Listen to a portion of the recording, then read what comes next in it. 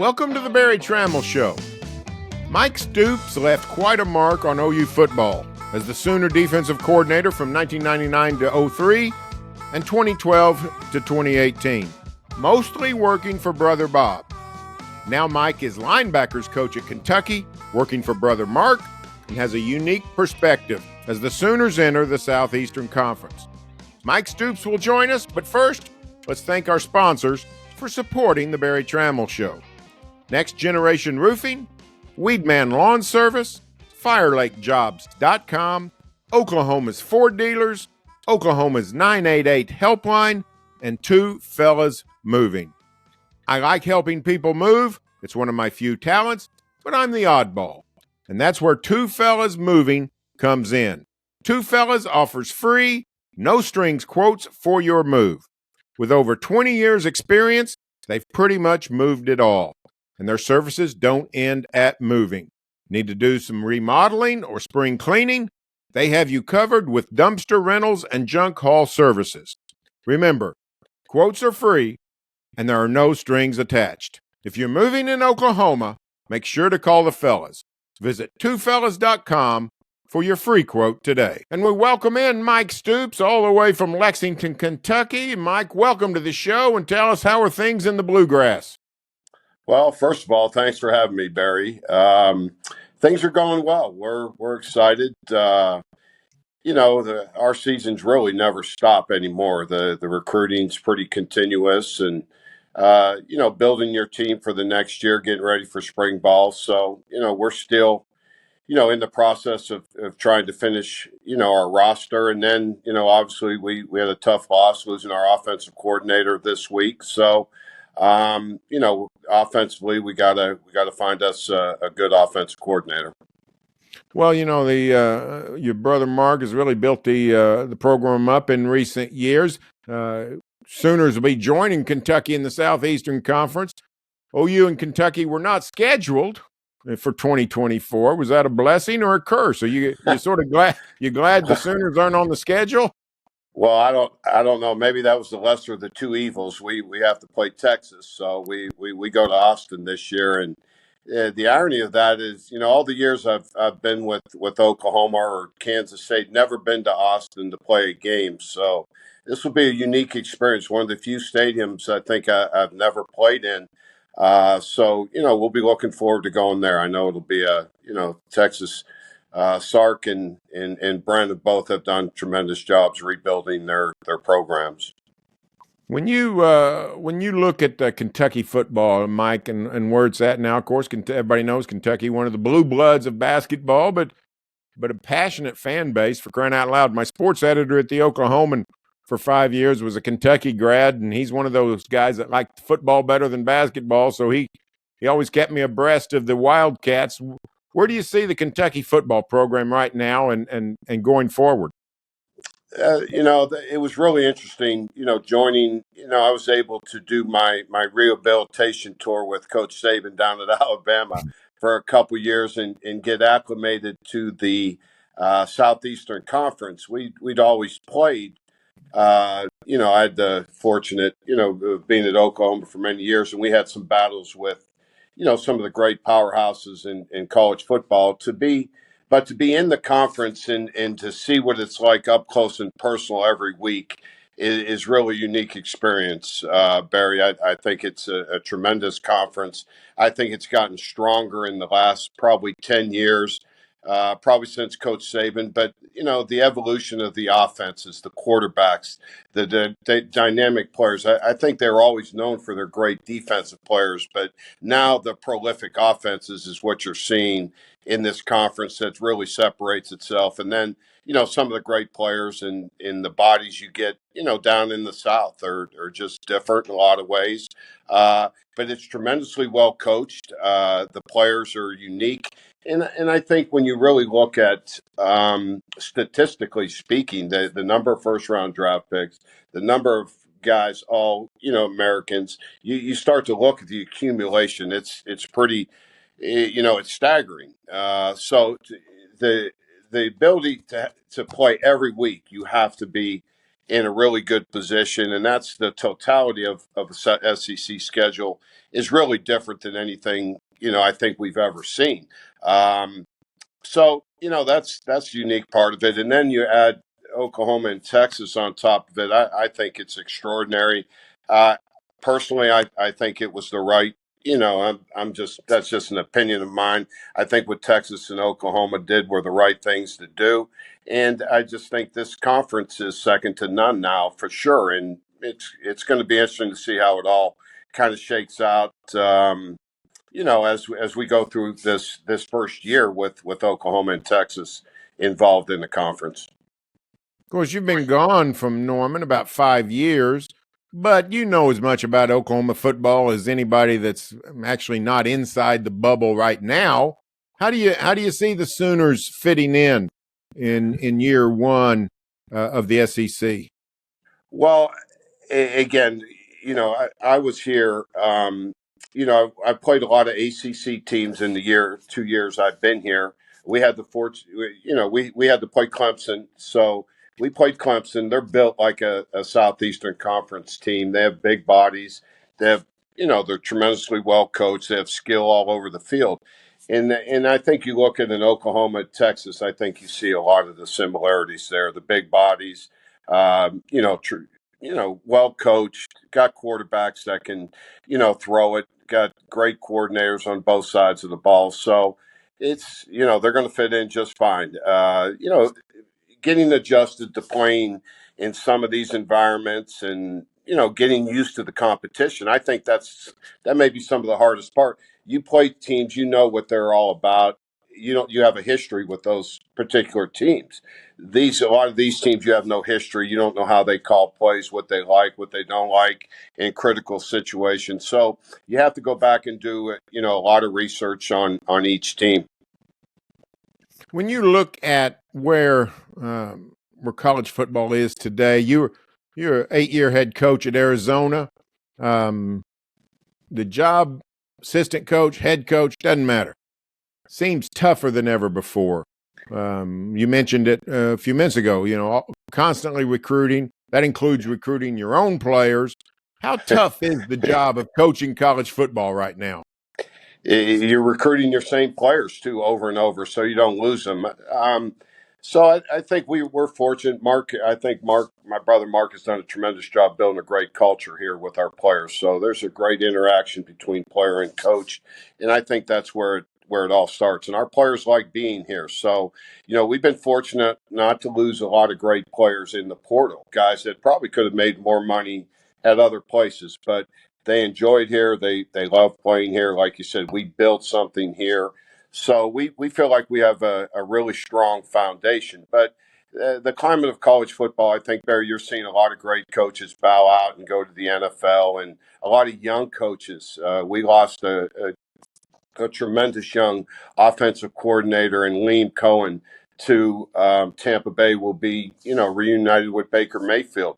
You see a Tommy Reese just signed on with the Cleveland Browns, one of the great young offensive coaches. So you see guys taking that route, and that's alarming. I think if I was whoever's running, I don't know really who's running this whole thing right now, but it's kind of in shambles right now. I know the SEC and the Big Ten are trying to, get a group together. So the landscape has changed quite a bit over the last 2 or 3 years, and I think it's pretty alarming what's going on. I think everyone is for the players. They have to have, I think the players being compensated in some way.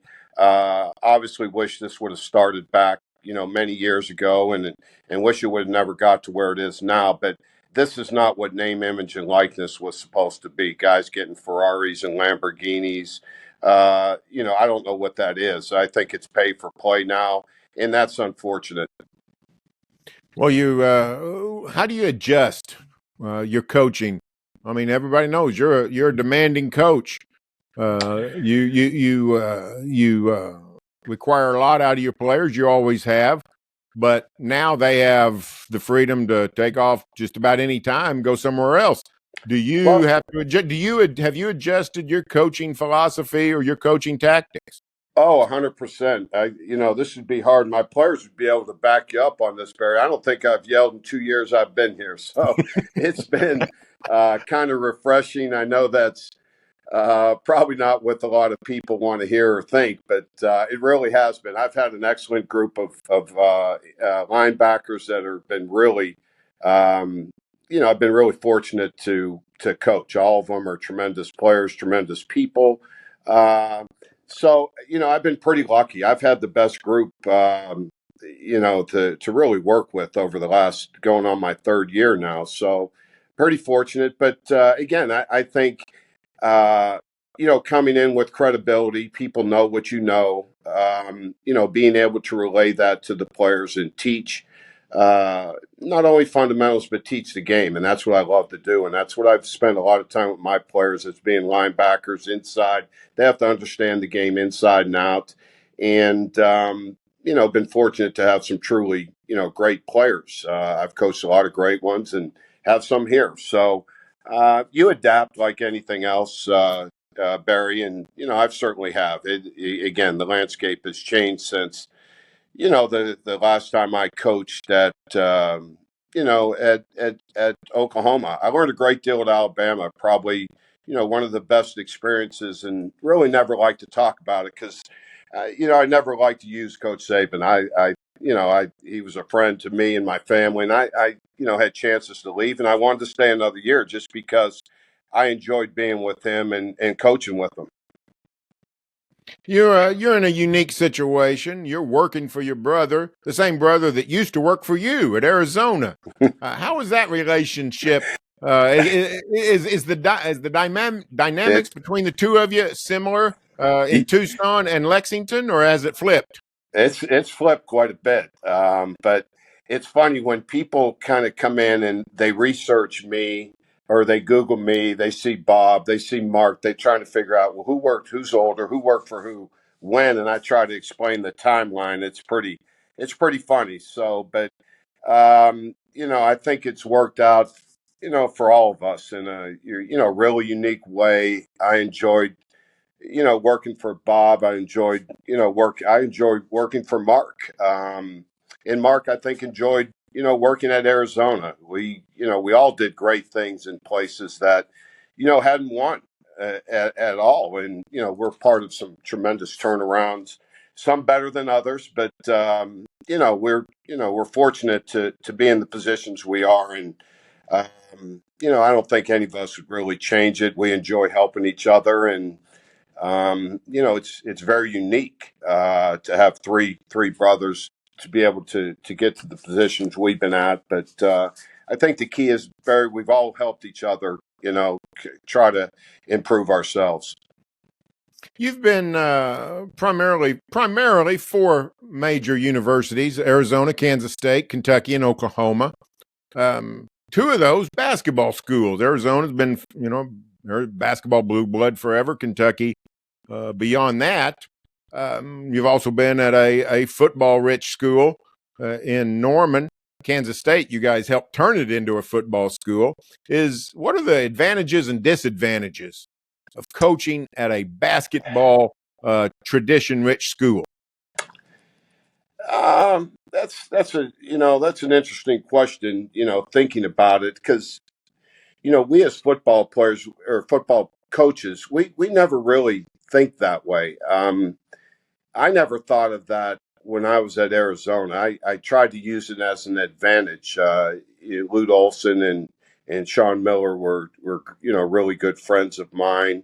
Um, you know, I tried to if you can win in some sports, I believe you can win in others. And we wanted Iowa when no one thought we could win at Iowa. We've wanted Kansas State when no one thought we could win at Kansas State. So I never used that, as a deterrent, or I never used it as a motivation. That you kind of just put your head down. You don't pay that much attention to it. You look at what we did. We set records at Arizona for attendance that I don't know if even this year's coach was able to do. Mark has set records here. So the people want to win. If you put a good product on the field and you show that desire that, our players, really show, week in and week out in their competitive spirit, then you're going to be able to, people enjoy the competition. And we've been able to do that and bring a base together. And I think, that's pretty unique. It's easy to do in some places. It's a lot harder to do in others. And, Mark, has really done a great job here and felt like we did a tremendous job at Arizona. And we had players. You think of the players I had at Arizona, they're staggering. Um, and I think, it was interesting to watch Oklahoma and Arizona play. That was the best Arizona team I've seen since, it's been a while. I think Rich had a really good team. We had a couple really good teams. Um, but to see the players of that magnitude, people want to come see them. And you look at the players here. A quarterback of we got Brock Vandergrift now, but our quarterback for the Titans was a tremendous player. The 2 years we had him. So I mean, just bring the players in. You compete. You show that you have an opportunity to win every time you step on the field. Fans are going to come and want to be a part of it. And they've seen some tremendous games here, at the stadium. Of course, you had a glorious run at Oklahoma, defensive coordinator, two stints, uh, 99 to 03, then 12 into 18. Great success, a national championship, two other national title games, two college football playoffs. When you look back at your time in Norman, what are you most proud of? Wow. Whew. All of that. I mean, my wife always says, "You ever see your resume?" And I said, "No, I don't, pay much attention to it." You're kind of as good as your last job. That's kind of what you feel like. So, it was humbling in some ways, but, you know, I go back and look at, when, our struggles started to exist there at Oklahoma. That was hard. Just because, I felt like that was, I thought the conference probably offensively is the best it's ever been, bar none. Barry, you would have to probably vouch for that. Some of the greatest quarterbacks I'd seen, receiver skill guys, and our inability to match up, whether it was on the perimeter or, inside, whatever. There's enough blame to go around. Just couldn't match up, week in and week out with the skill level of a Baylor, spreading you out and making you cover the field. We just, we didn't adapt. And certainly that was, that fell on my shoulders. And I certainly understand it, but just proud of everything. The players, being able to win so many conference championships, it's hard to do. And just, the way it ended was tough, for everybody. Of course, the recent death of Toby Keith struck us all. You were good friends with Toby. What do you remember most about Toby Keith? Man, just, what a tremendous person, tremendous guy to be around. Uh, just, how nice he was to everybody. So yeah, it was hard. He leaves a great legacy. The people of Oklahoma, to be able to experience that for so many years is pretty unique. He was a great friend to everybody, certainly to, Oklahoma as a state, and then certainly the University of Oklahoma and Bob, me, Mark. So the whole family, hard, tough day. Of course, Toby helped us launch here on Sellout Crowd and helped bring in a certain new commentator, host of a show, Bob Stoops. Did you ever see your brother joining the media? He needs to get on with John Hoover. You need to get those two together. That would be a good podcast.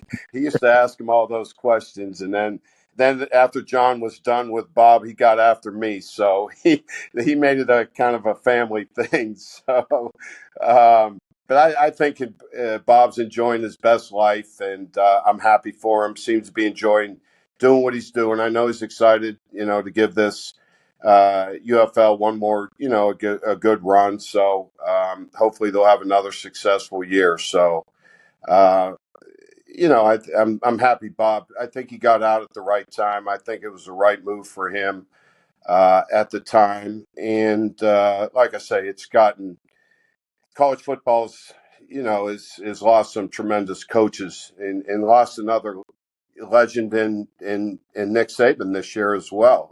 Another guy, I forgot, Coach Saban. So, Bob's having, I think he's having his best life as well. You expect more and more coaches to either go to the NFL or do something else and not fight this new battle? Uh, that's hard for me to say. I think talk for other. I think each coach, these battles are, we'll see how the landscape changes here over the next couple years. But if it stays like this, I think they're going to lose some awfully talented coaches that'll have opportunities in the NFL. But hopefully we can. It's just so hard to recruit constantly and recruit. Barry, where you have probably a third, 40% of your team is changes each year. It's hard to work like that, and it's hard to build, the right characteristics. I feel like in your players as well. So I don't know. It'll be interesting to see. I'm kind of fortunate that I'm at the back end of my coaching career, not at the beginning part of it. That's for sure. Well, Mike, you still got a lot of gas left in that tank, and we sure appreciate you joining us. I also thank you for all your cooperation over the years. It's been a blast covering you and your brothers in college football, and continued success with the Kentucky Wildcats. Thanks, Barry. Always enjoyed working with you, and good luck with your guys' podcast and network there. It sounds like it's off to a great start. So really happy for all you guys, and hopefully Bob will bring something to it. Well, that's great. Thanks a lot, Mike Stoops. Remember, you can now access us via the Sellout Crowd app. Just go to the App Store, search Sellout Crowd, and if this is your first time hearing or watching the show, be sure to subscribe on YouTube or your favorite podcast app. And if you like what you hear, please leave a review. You can read me every day at berrytramel.com, across social media, and here on selloutcrowd.com. Talk to you next week.